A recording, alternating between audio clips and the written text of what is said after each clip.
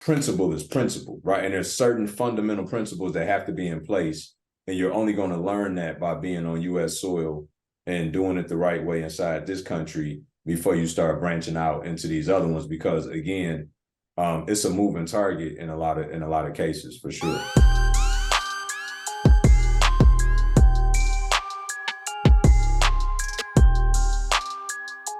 Was just asking for clarity because I remember you mentioning somebody from overseas in the program investing in America. I have contacts and friends who I've met overseas who have talked about, somebody like me investing overseas, like in Jamaica or Mexico. Is there anybody in the program who's done it as well, or would you say that's a possibility to learn also? So we teach it the other way around, right? So we got students in Denmark, Japan, Afghanistan. It's weird. We got several students in Denmark, and over there they pay 60% income tax. So we teach them how to invest domestically. The reason why I don't teach how to invest internationally is because obviously it's so much nuance, and extortion is at an all-time high, and tons of red tape and inconsistency everywhere you go. I strongly recommend for our students that really wet your beak and get an understanding of what should be going on foundationally. Because while the verbiage and the language and all those things may change, principle is principle, right? And there's certain fundamental principles that have to be in place. And you're only going to learn that by being on US soil and doing it the right way inside this country before you start branching out into these other ones. Because again, it's a moving target in a lot of cases, for sure. That definitely makes sense. That's exactly why I was asking, because I like to just plan 10 steps ahead, and I don't like to waste time. So in my mind, I'm like you said, I need to focus on here, and then in the future, if that's down the road, that's down the road. But yeah, just people who I met have thrown that out there to me. So I just was wondering some insight on that. For sure. And that's going to become more and more popular, especially with this whole BRICS movement. And I'm not saying it's a bad thing. I'm just saying build your foundation on home soil before you go, abroad, in my opinion, because man, it's amazing how fast you can light money on fire. You know what I'm saying? Like, it blow your mind how fast you can light it on fire. And I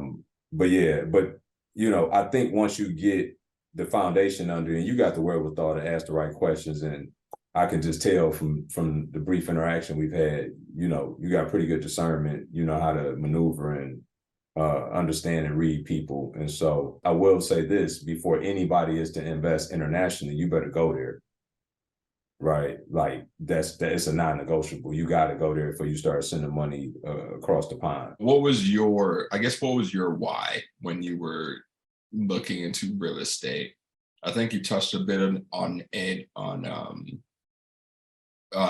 day one, but I mean more so like the why is in the strategy you chose, not necessarily like real estate in general. Yeah, that's a really good question, TK. I would say initially, so I started in 2006.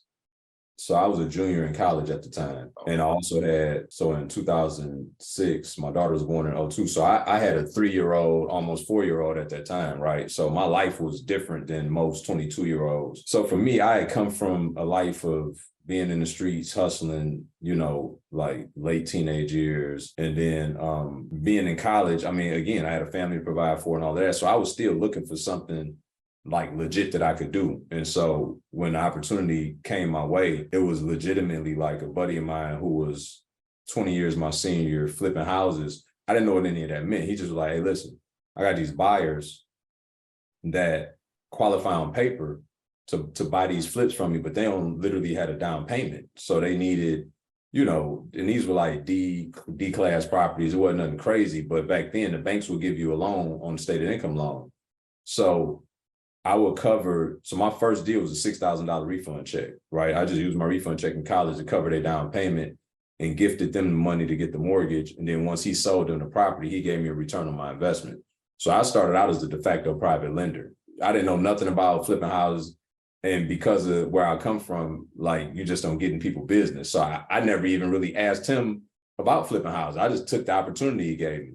But then I had enough sense to think, well, if these people buying houses with no job, no credit, I'm in college, I should be able to do the same thing. And so I started buying my own properties with stated income loans. And I bought a few rental properties that way. So first of all, the why was I needed to find something to do, you know what I'm saying, to make money. That was legit. That was the why. And then that was just the first and only strategy that was presented to me. So for the first 8 years, all I did was cash flow, only because I didn't know how to do anything else but cash flow, because I defaulted into just buying cash flow. And because I didn't have the correct information, I bought all these properties at the top of the market in 2006 and 7, including my primary residence that I built.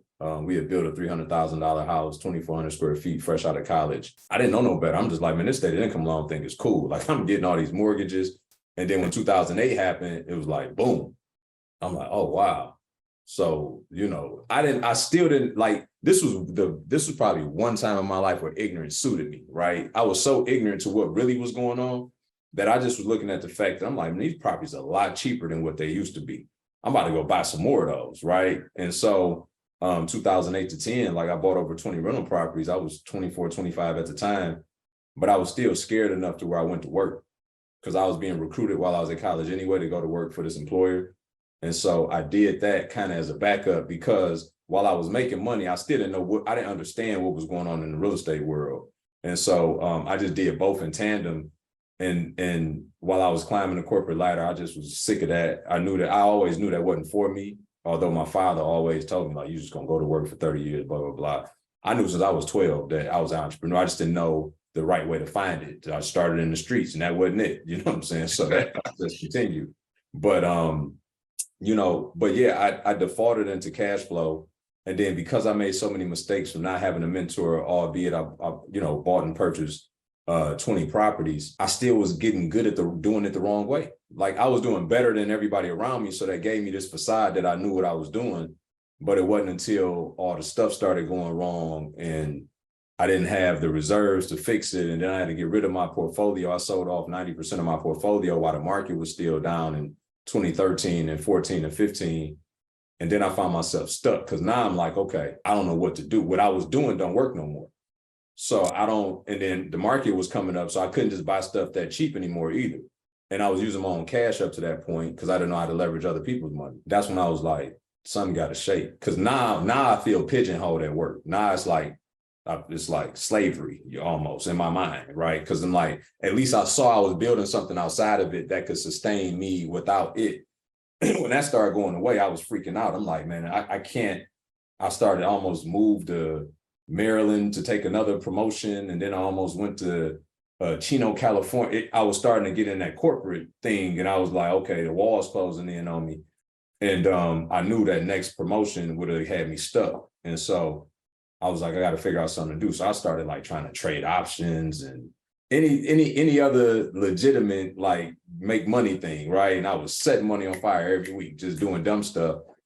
And thank God this infomercial found me late one night. And up to that point, I thought seminars was like scams, like Primerica, all that kind of stuff. Pyramid scheme is all we ever knew, right? Because we were ignorant in the hood. Everybody just was like, oh, that's a pyramid scheme, right? So this seminar popped up and I went. It was a free seminar. And this was like 2015. And I went, I was the perfect client. I couldn't believe, I was like, this where everybody been hanging out at? You know what I'm saying? I've been out here trying to figure this out on my own. And then I paid to go to like the 3-day workshop. And at lunch that day, like, I remember coming home telling my wife, I was like, I done finally figured it out. Because I did what's called a cash out refinance on the first house that I bought. I still had that one. And so I had this money in the account, and I literally had just got approved through Lima One Capital to start flipping houses. Now here I am, already had this run with the rentals for 8 years. And now I'm about to put myself on the chopping block again and go do flips by myself. And had the money, had the approval for the hard money lender. And by God's grace, he sent me to that event. And I ended up, instead of putting the money into the deal, I bet on myself, leveraged my credit, my wife's credit, the cash I had. And I decided to learn the skill instead of keep investing the way I've been doing it. Thankfully, I had so many iterations of doing it wrong that they didn't have to convince me. I was grateful to be in that environment.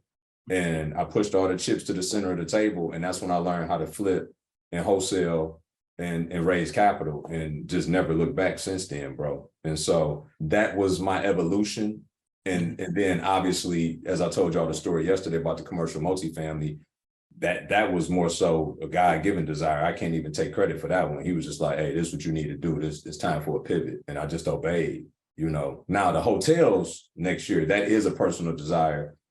My father was it's a prominent hotel in Detroit. It used to be the tallest one in the world for a very long time, the Renaissance Center. And he was a doorman down there in the 70s after he got out the Army. And so, you know, I go down there and eat at the restaurant inside of it, $400 or $500 meal, and think he stood out here, you know, servicing people and probably never even stepped foot in the restaurant.